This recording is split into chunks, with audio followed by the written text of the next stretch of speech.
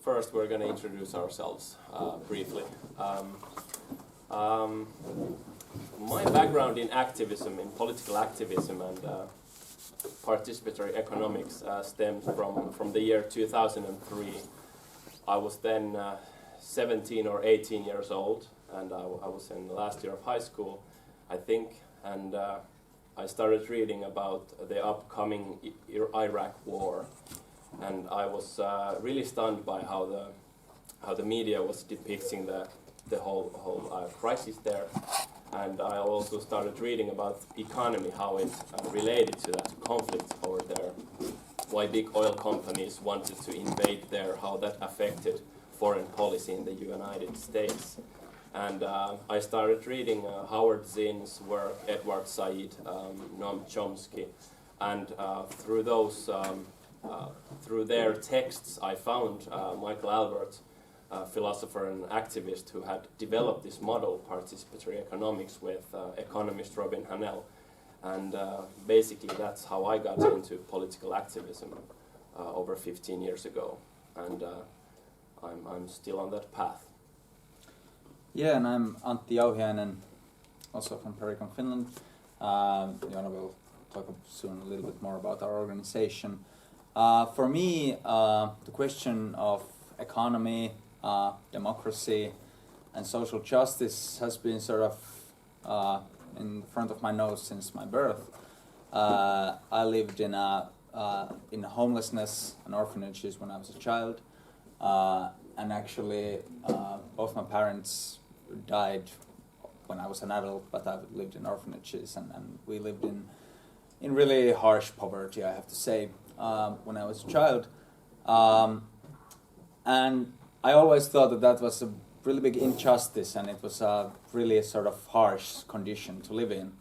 But at the age of like 14, 15, around the same time me and Jona met actually, for some reason I started reading about egalitarian philosophy and about other countries.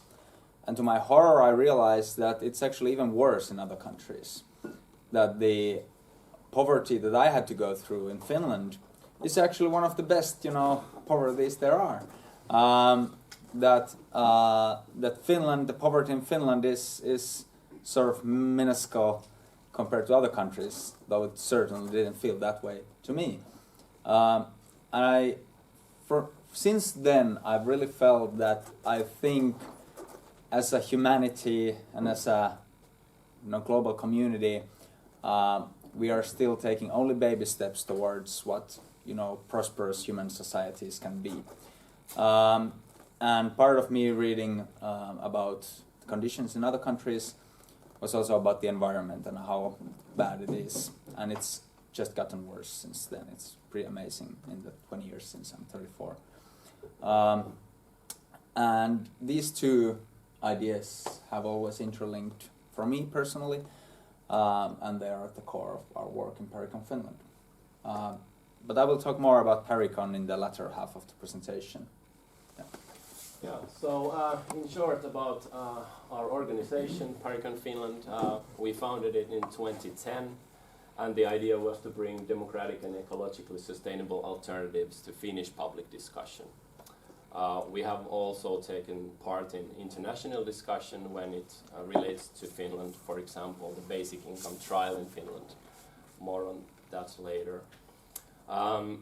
But yeah, we've been presenting participatory economics as a viable alternative economics model in Finland and in some other countries. And soon we're going to have our first 10-year, event. Party, yeah, big party. And it is completely based on voluntary work. So we are working full-time as teachers, and this is something we do on our free time, and there are some other people working with us on this as well. So some things we have done. This is a book we did a couple of years ago. We went to the US and we interviewed many public intellectuals and experts on political subjects, economics, sociology, environmental subjects. And for example, we interviewed Noam Chomsky, Juliet Shore, Michael Albert, among many others. And this title of this book is roughly, in English, The Welfare State Strikes Back. And that's why it's black and white, and we look like stormtroopers or something on the cover. And we also, New York Times contacted us to write about basic income trial because they wanted some Finnish analysts to comment on the trial, and they somehow got to know that we were quite critical of our conservative government and how they handled the basic income trial. So we wrote 2 opinion editorials for New York Times on that subject. Here are some books related to subject matter of today that we truly recommend.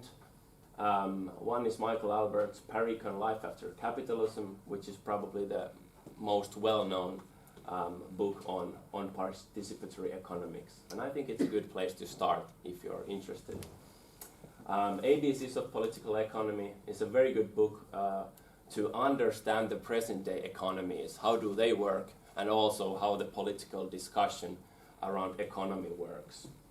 And Economic Justice and Democracy by Robin Hanel is a very good book, especially for people that live in social democracies or welfare states.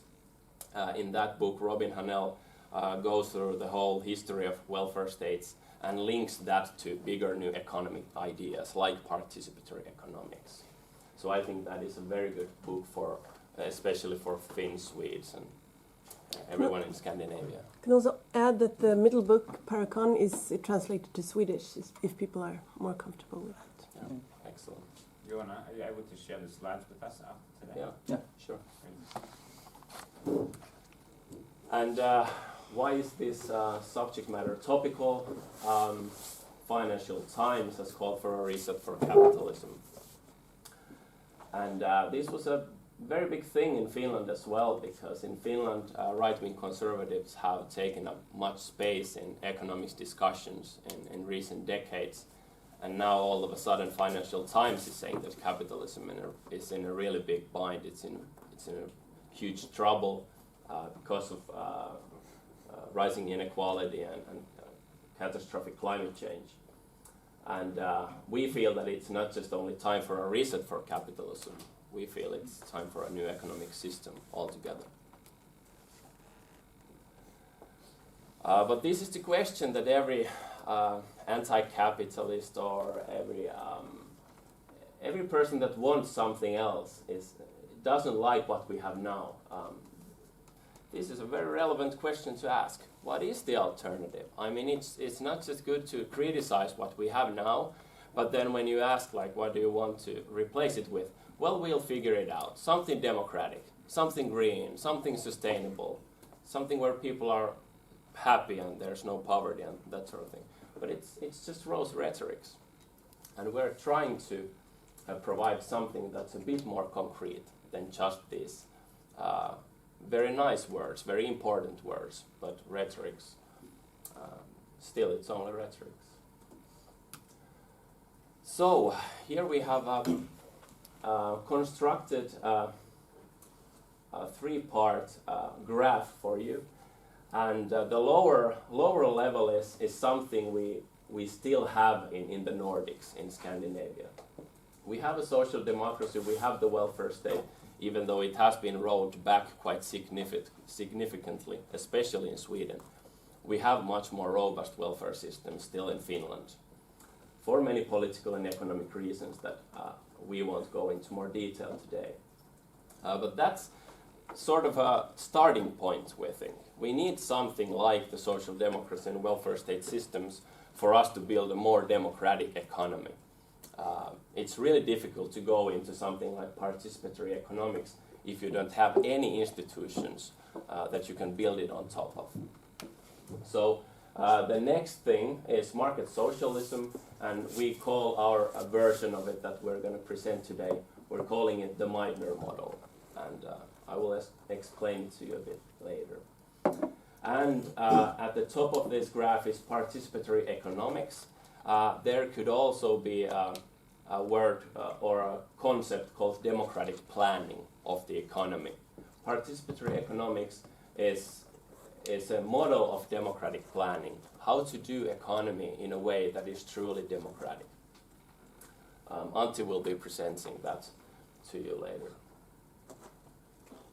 So you can think of it as a graph that's about selling cars or something else, like here's the good thing, here's the better thing, and the best is on top of the graph. So that's why we have the green arrow over there. Okay, so let's just go through the thing that basically we're all aware of. We know this thing already, but it's always good to go through these basic things first. Social democracy.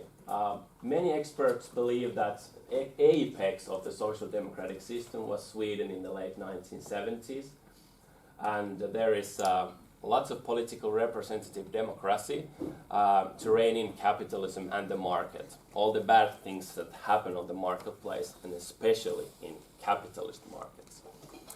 There are lots of wealth transfers, not that much anymore, but there are some. Safety nets, public investments, labor unions that are very strong. There are co-ops, not just like private enterprises that are privately owned, but also co-ops that are owned by the workers. There's a lot of state ownership and very harsh regulations on different markets. And how do you provide democracy, or how do you do economic democracy in social democracy?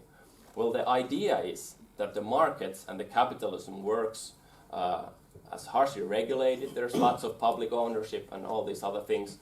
But citizens participate not through their workplaces, but through the political system. They vote for representatives and that sort of thing. They can take part in labor union activities and also NGOs. They can take part in whatever, Greenpeace, Amnesty, or whatever you like. And this is the sort of the model that we have now in Finland and in many other countries as well.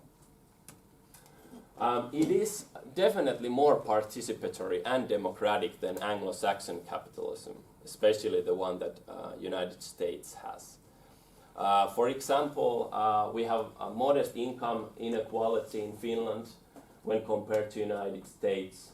CEO of a major company in Finland earns 40 times as much pay as as a normal worker. But in United States, income inequality has gone up through the roof. It's like a big company CEO can earn almost 400 times more than a regular worker in some corporations. But challenges remain in our system. Workplaces are pretty hierarchical. Guardian journalist and columnist George Monbiot has commented this, I think, in a very good way. He had said that usually people think that they live in a democracy. But when you really think about it, when you walk into your workplace, you walk through the door and now you're at the workplace, you basically live in a dictatorship. Someone can say what you can say in public. Someone is dictating who you can work with, where you can sit, what you're using your creative efforts to do. I mean, someone else is telling you what to do, what to think, what to say. In Sweden and in Finland and in many places, because it is regulated, because we have strong labor unions, it is much nicer to work in these hierarchies than in some other countries. But it is still a top-down model. And there is quite a lot of inequality between different sorts of labor. For example, I am a teacher. I am in a quite of an empowering job. I have studied in university, and I have lots of freedom how to go about doing my work. But for example, my brother, who has been in like manual labor, basically in packing districts or something, I mean, it's quite strange how it's basically they're stripped of their basic human rights when they're at that workplace. And then when the shift's over, then they somehow magically become like citizens in a democracy again. But it's quite terrible how they are treated, even in Finland, with strong unions, strong regulations. And there's lots of research about how education and wealth, you still inherit it, and it's hereditary. In Finland, sons and daughters of doctors, they become doctors or lawyers, and that's just how it still is. Okay, so we just went through what we have today, and this was, I think most of it was pretty obvious and familiar to you. This is something that's perhaps a bit more of a new thing. What could be a better model than what we have today? We call it market socialism, the Meitner model. Swedish economist Rudolf Meitner. Which one of you know the name? Raise your hand if you have heard of Meitner.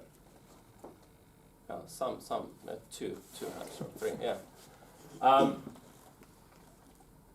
He's one of the reasons that we have all these welfare systems, why we have this sort of fiscal policies, different sort of balancing of the economy so that we can have welfare systems in place. For example, Finnish model has been very much copied from Rudolf Meitner's plans. So he's one of the major economist architects of the 70s and 80s welfare state economy. But he had a proposal of going even further. Not just stay where we are now or where we were in the late 70s or early 80s.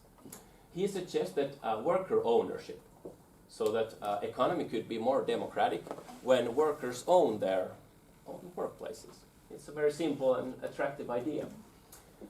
But his very genius idea was to use funds, public funds, that over time gather more and more ownership of the firms to the workers.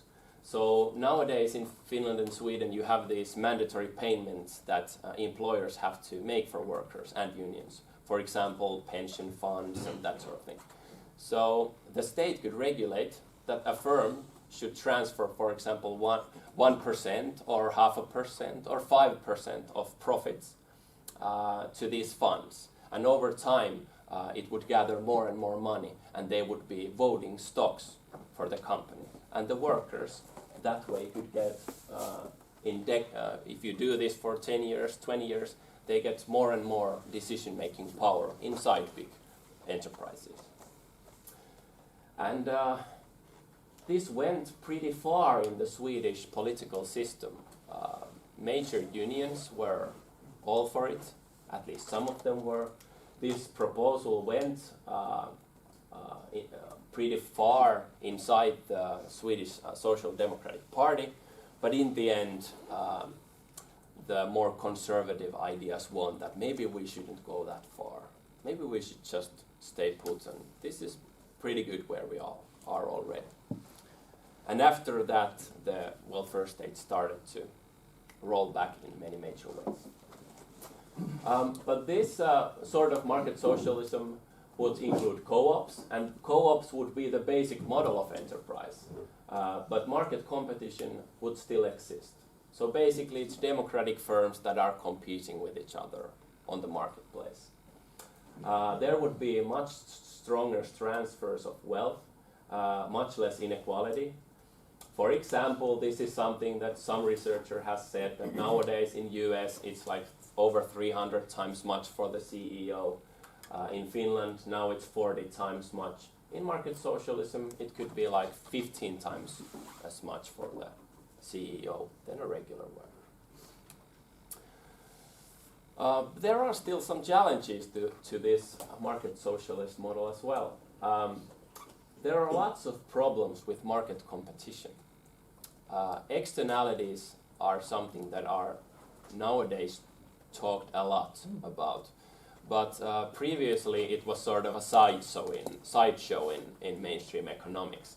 But now, because climate crisis is in such a terrible state, and we're experiencing at the same time a huge loss in biodiversity, some researchers are even calling it the next big mass extinction event. There is debate going around that, if it is in fact happening, but the fact that some are even suggesting it is a wake-up call. There is still a very big division of different sort of work, different sort of labor. The example that I gave you earlier about my brother in packing district and me working as a teacher, not to talk about lawyers and doctors. There are huge inequalities between different work. And if you're outside of labor market, if you're not working, you have very little say in how the economy works. And it's just not the economy, it's also politics. Because if you don't have money, even in Finland, your voice doesn't get heard as much. I just put an example of a very prominent economist, Thomas Piketty, with his analysis on capital and inequality. He has been making headlines for years now. He supports a version of this sort of market socialism.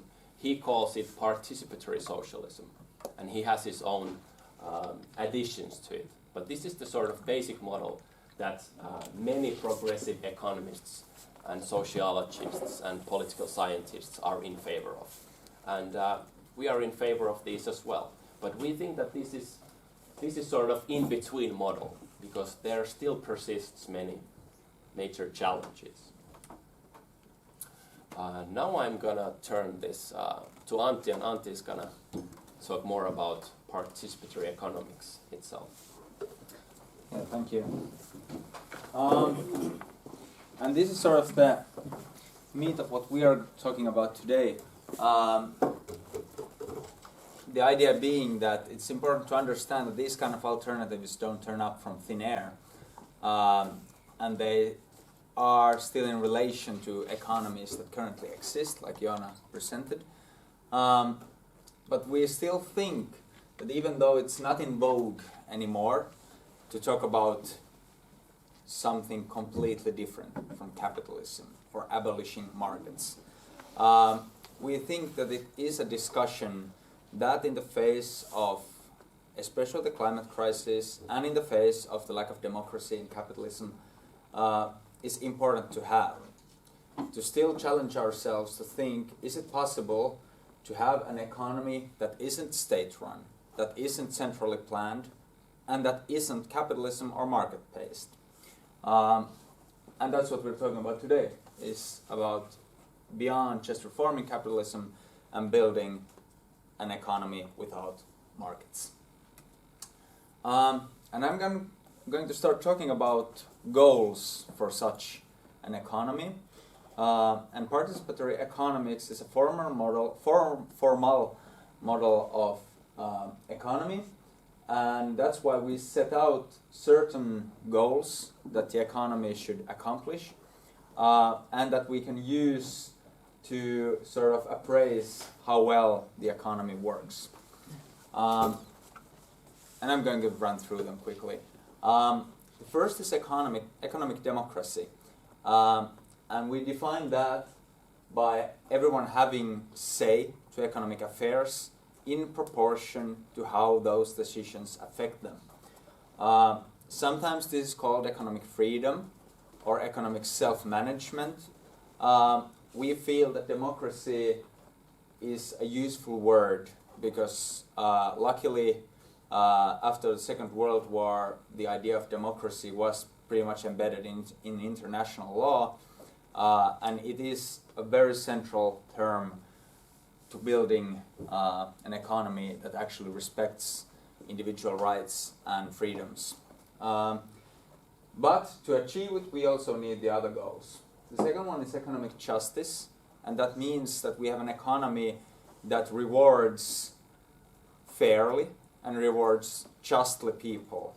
As a primary school teacher, this is something I think is very central to humans, that we are social beings, and for us to know that there is justice between us, that we can trust each other and we can trust that no one is treated unfairly.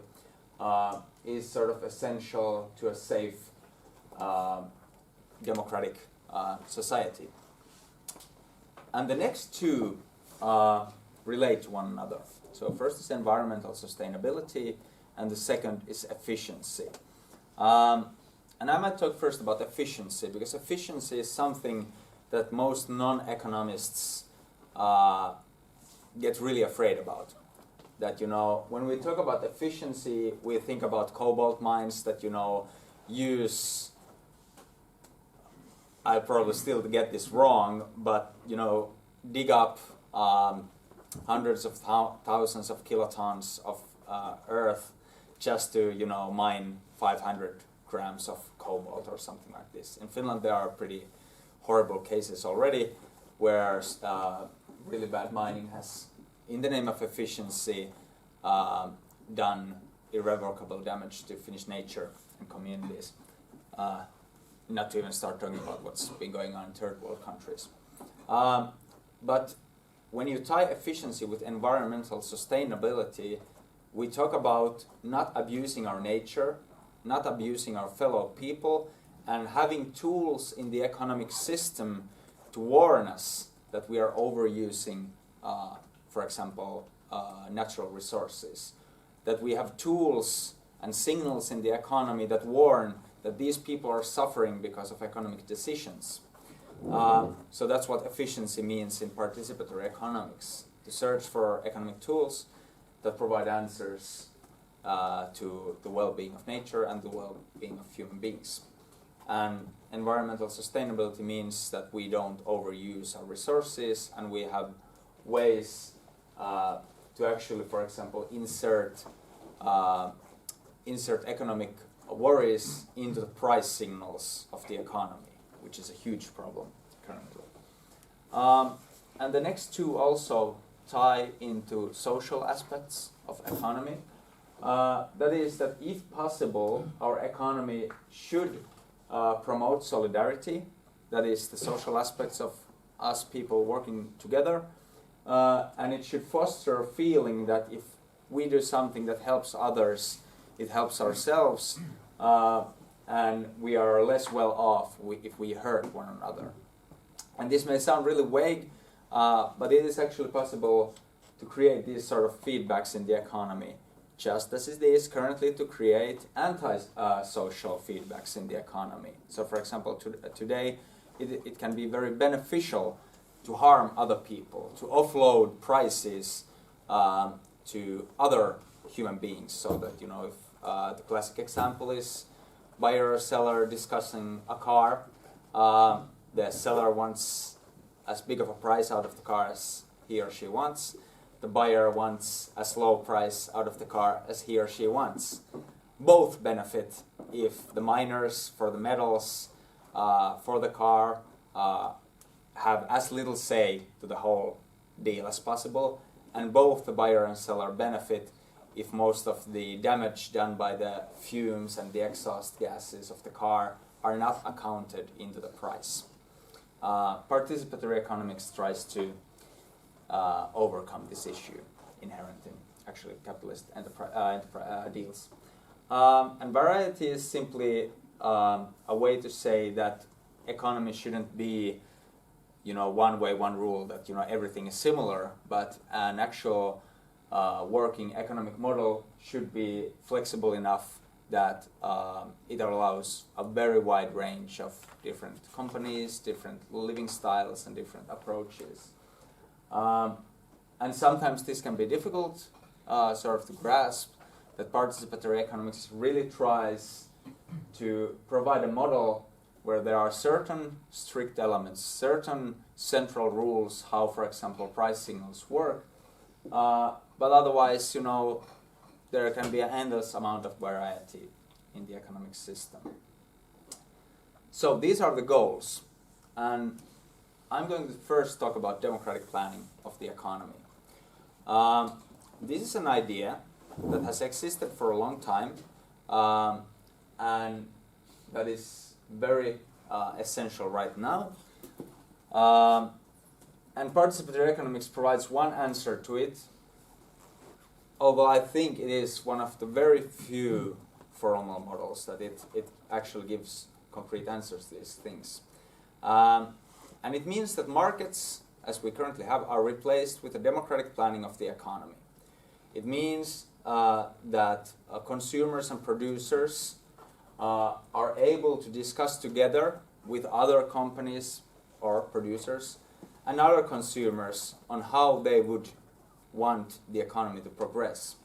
And one of the key tools to achieve this is to focus from private ownership to access rights.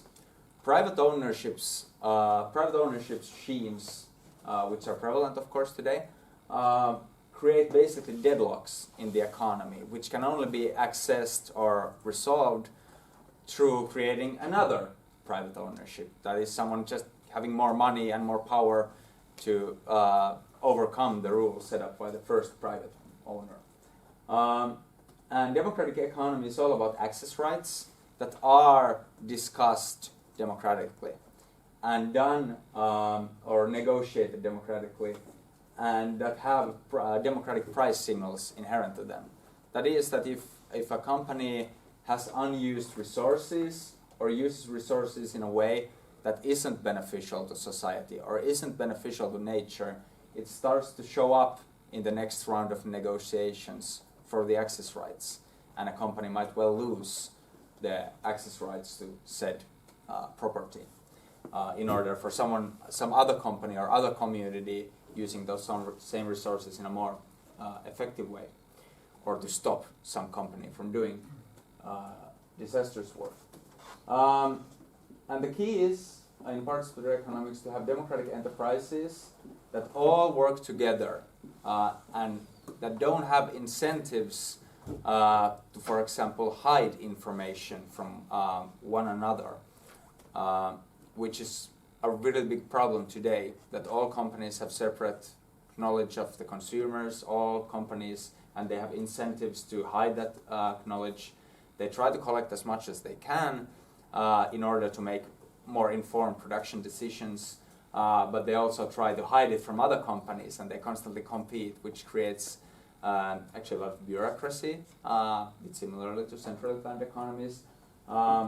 But it also creates the problem that the information itself in the economy, which even capitalist economists always say that is very essential for a working economy, is very flawed in current market economies. So the basic model is that democratic enterprises together create their plan for how they want to produce something. That means that the enterprises think about what in the coming year, for example, they need to produce something and what their plan is, and they present this idea through a very organic system to other companies, and if their plan is viable, if their plan doesn't use more resources than it sort of creates value for the consumers, then it can be approved, and then the company can move forward through production. And the same works for consumers. But there are very crucial differences to how things work today, which I'm going to talk about now. One of the key failures we currently have is that collective consumption, which is more effective and uses up less resources, is always sort of on the underside to, or as a sort of, it doesn't have such privileged position as private consumption. Participatory economics tries to overcome this so that consumers always have the ability, through the planning process of the economy, to choose between private or collective consumption. And because collective consumption inherently uses less resources, if our economy has tools to show that benefit in the prices, then we can actually, the consumers are more likely by themselves go towards these collective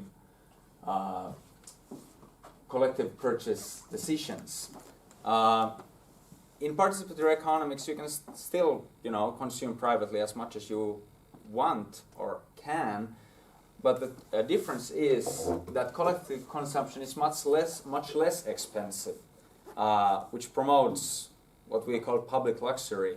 That, for example, instead of building of 60 families having 60 cars, and everyone owns them, and they are most of the time just sitting there outside. The same building could have 25 very nice electric vehicles that are collectively purchased and collectively maintained, and it would be cheaper for the families to do it that way as well.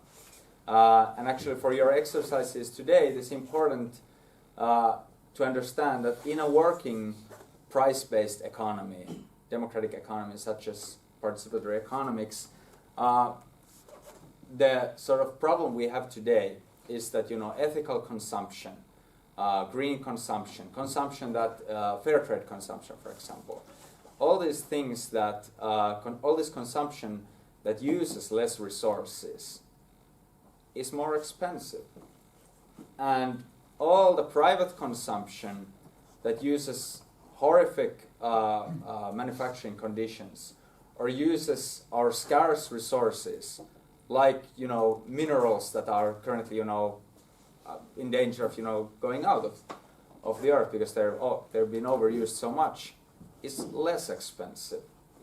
And this is a really big problem that is being tried to fix in capitalist economies through taxes, through international negotiations, so on.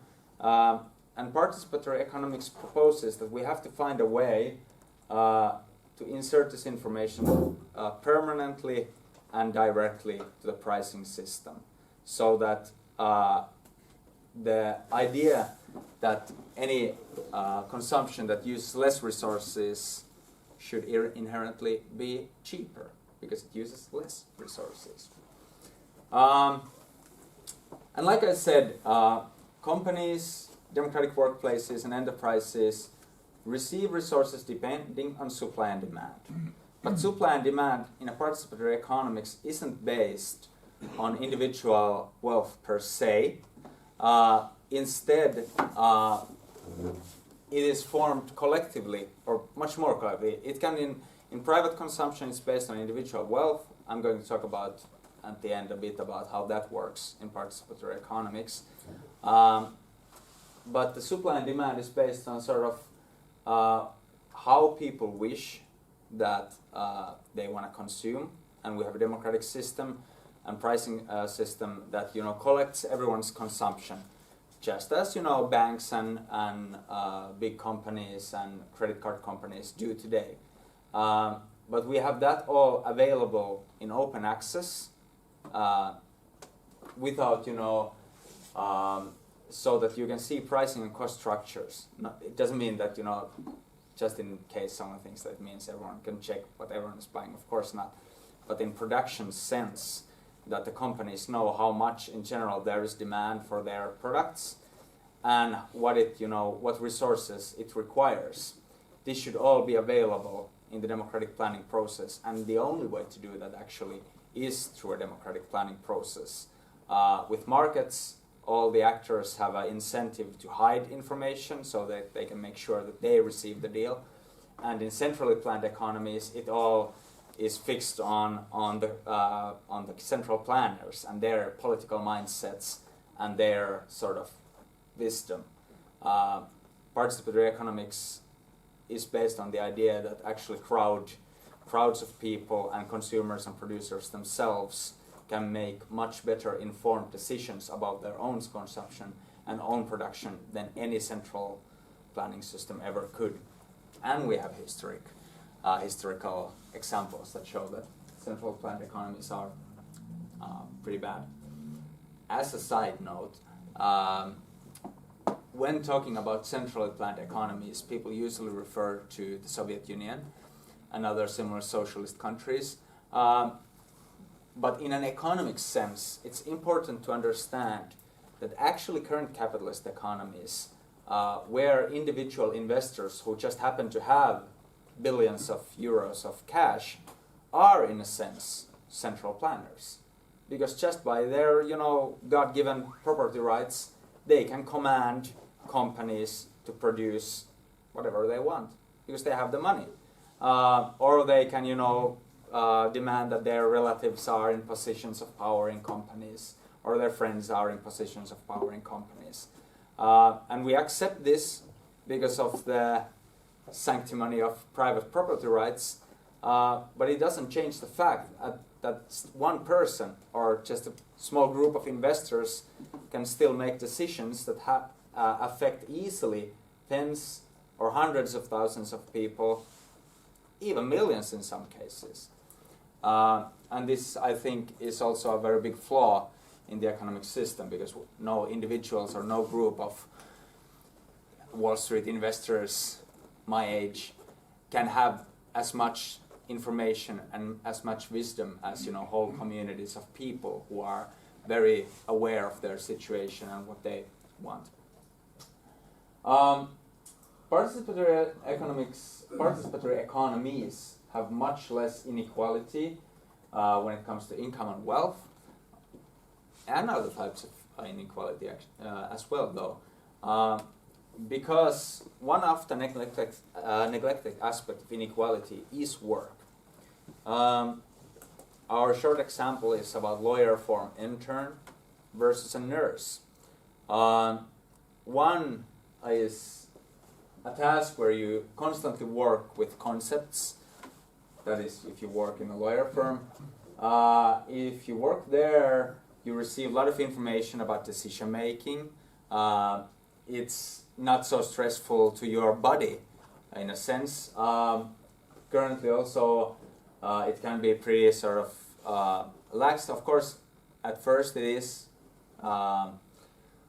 burdensome that there's a lot of stress and high, maybe sort of high demands from the work. But it can be really varied, and you meet a lot of people. You have discussions about the nature of the work and so on. Versus someone who works for decades as a nurse, or decades in some other rote task that is actually mandated and directed by other people, and you have very long days, and it is just very sort of repetitive work. And this is something that's been known for centuries, that if you do rote repetitive tasks for years, it affects your mental health, it affects your well-being, and also it affects your capacity to progress and make informed decisions. Because you are so stressed and you don't have much variety in what you do. And that is why in participatory economics, one of the sort of strict rules is that workplaces should be democratic, that in all companies, because our economy respects democratic values, all the people working in the workplace have the same say in all the decisions of the workplace.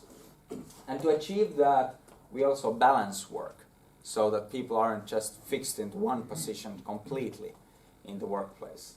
Of course, people have freedom to focus on whatever interests them, but in order to achieve a functioning democratic workplace, participatory economy proposes that everyone gets a job that includes a set of tasks that are, it's not just one thing or 3 different empowering things that you go to international seminars and you plan out things and you meet with friends to develop your workplace further, but that everyone also does something like cleaning at some point, that everyone also goes to the tasks or the positions in the company that aren't so sort of in demand, that aren't so desired.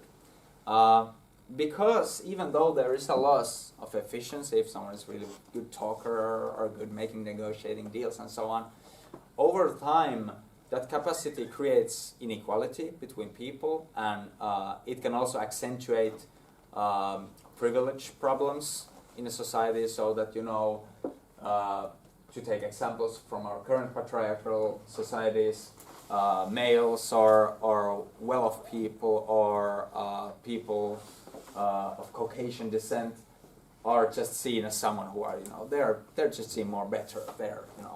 They just seem more informed. And these kind of attitudes can be broken up if we just say that, you may feel that way, but in our economy, we have the idea that everyone gets a position in different, empowering tasks.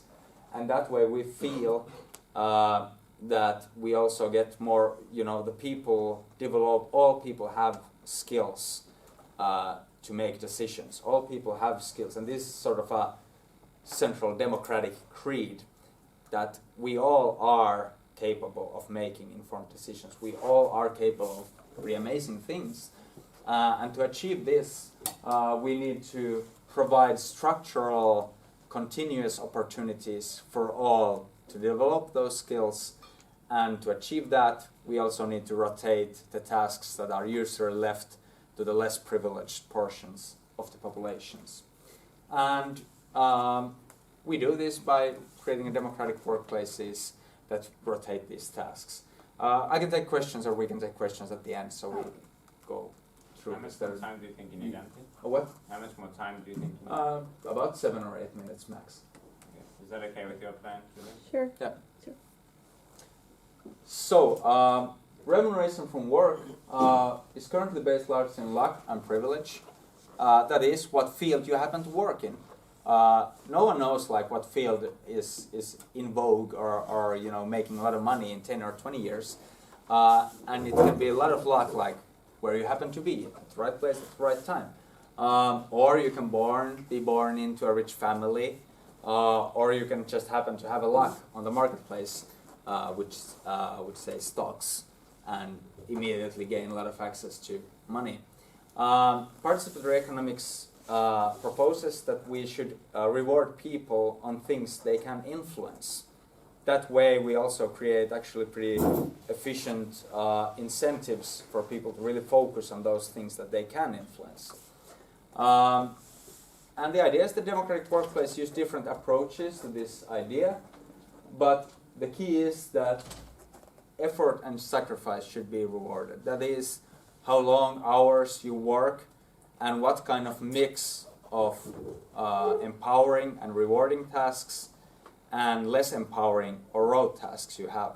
The idea being that those tasks that are less demanded in the workplace, that are more, aren't, that people hate to do, like maybe cleaning or something like this, or tasks that require sacrifices to your health and are really, stressful, that you should receive more compensation from those. And if you go around seminars and enjoy your time and do empowering tasks like decision making and so on, that shouldn't be rewarded so much, because it's the task itself is rewarding. But how democratic workplaces mix this up is up to them. But it's just an important idea that we really should move away from this idea. And luck and privilege also include output, because you really have to be careful when considering individuals' output, how much of it is actually the individual's effort, and how much of it is actually luck and privilege combined with just what happens to be in vogue and market. And to end this, here is a comparison about 4 central institutions of capitalism and 4 central similar institutions in participatory economics. The first one is private ownership in capitalism, where participatory economics works with social ownership, a democratic planning of access rights through the democratic planning process. Capitalism creates hierarchical division of tasks through the power of that the companies, the owner itself is always in charge. It relates to the private ownership. And participatory economics promotes balanced work and participatory decision making through non-hierarchical division of tasks. and through a balancing work and rotating work. In capitalism, competition based on ownership, contribution to output, and power. Power being that, if the owner happens to like someone for whatever reason, and the individual happens to have power in the marketplace, again, this could be related to gender or status or different, aspects of privilege. That is how compensation works. Participatory economics promotes compensation based on effort and sacrifice. That is promoted through both the democratic planning process and through the idea of mandating this to democratic workplaces themselves. An allocation, that is the distribution of goods and services and production and consumption. In capitalism, it is handled through markets. That is, it's always the buyer and seller, two parties agreeing on a deal and then calling it off and doing it, which leaves out the externalities, which leaves out all affected third parties from the discussion on prices. And participatory economics promotes democratic participatory planning. You will have these slides from us today. Our final three takeaways. The central one is that instead of just rosy rhetoric, there is a just, sustainable, and efficient alternative to capitalism. For decades to come, we will be reforming capitalism and making it more democratic and more environmentally sustainable. And hopefully we are successful in that. But we feel that we should know that there is a just, sustainable, efficient alternative to capitalism completely. And we should be developing that. We should be developing ideas of democratic planning so that the obvious flaws of capitalism should not have to be repeated again and again in future history. The second is, just in general sense, that whatever you think of economies, whatever you think of participatory economics per se, or capitalism, we really need to change our consumption habits. We should be doing less private consumption, which is harmful in many ways, and doing more collective consumption. And we have to find ways to do that. Participatory economics is one answer to that question, but whatever you think of that, we really feel that we need to start talking about changing our consumption habits. And the last one is that as we discuss future economies, we must understand that if we want to have, a more environmentally sustainable economy, it shouldn't come through centrally planned alternatives. It shouldn't come through some sort of climate fascism or something where someone just says that this is the way to do it. Scientists come and say that we know how the climate works and answer it. Even though when working with capitalism, we have to do bits of that, because we have to do taxation schemes, we have to do carbon pricing structures, and they are by nature somehow centrally planned or through representative political discussion. But we feel that democratic and participatory goals for the economy are in no way in contradiction with creating an economy that's much better for climate and biodiversity. And combining these two, if we could have done it decades ago, we would be in much better shape, globally, when talking about environment, because millions, or possibly billions of people over the years have already warned us about the dangers of climate change. People in third world countries have been really adamant, have been really active, and really worried about what's going on with their nature for decades now. But because they don't have the power in the capitalist marketplace to do much about it, and instead, group of wealthy individuals from Western countries who just happen to have really large stock portfolios can just run over these communities and completely disregard scientific facts, completely disregard the democratic opinion of those third world communities, that is part of the central reasons why we are where we are today. And when working with new economic models, I think it's important to promote democracy and environmental sustainability as interlinked concepts that really make it possible to answer climate change and create, better societies for the future.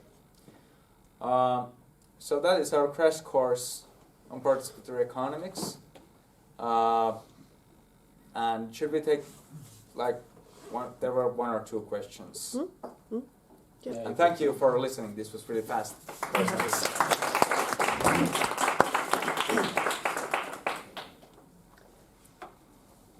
Antonella, did you still have a question?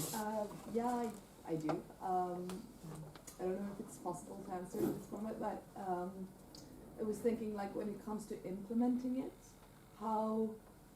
what are the thoughts surrounding? Because I imagine that there would be quite some resistance from people in power, for example.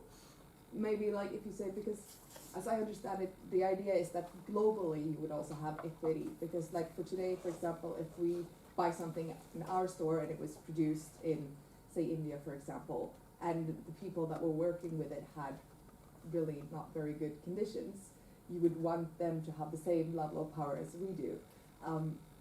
I could kind of see that there might be power struggles and resistance towards it. So how would you kind of start to implement it to make it grow, kind of? Do you get what I mean? Yeah, I think so. Well, implementing it on a global scale is, of course, a whole another matter than implementing participatory economics on a firm or a workplace level or on a national level. It's a much more bigger discussion. But there are ways of going about it. For example, we have read about these proposals that, let's just say that Sweden and Finland are participatory economies. And, for example, they're trading with some much poorer, much less developed country, economically less developed country.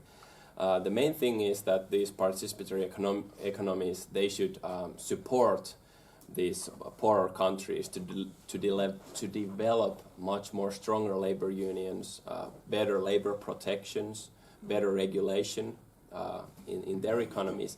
And also when these national economies are trading, it always creates some sort of surplus value. And nowadays the rich countries take almost all of the surplus, and the poor countries get only a little slice of it. And we call it progress. So these participatory economies, they should give 80 or 90% or at least 60% to the poorer countries, so that we would be promoting the values that we went through there, which is solidarity, for example, and self-management. And we also get something in our rich countries. Even if we get 10% or 20%, it's still good for us to do that trade.